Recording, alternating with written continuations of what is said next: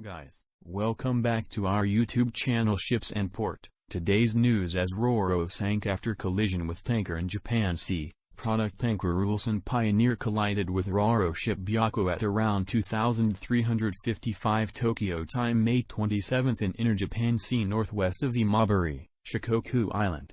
Byako sank some 3 hours later, after reportedly capsizing, obviously, stability loss after cargo deck flooding.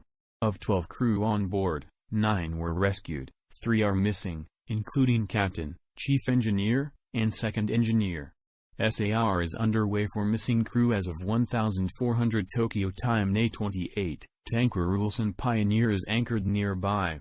Byako was en route from Kobe to Kanda in Fukuoka Prefecture. Ulsan Pioneer is en route from China to Osaka. Tanker suffered heavy damages in starboard side bow area.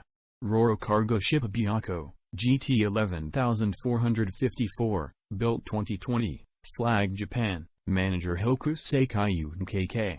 Product tanker Ulsan Pioneer, IMO 9730969, DWT 3481, built 2016, flag Marshall Islands. If you like this video, do share and subscribe to our YouTube channel.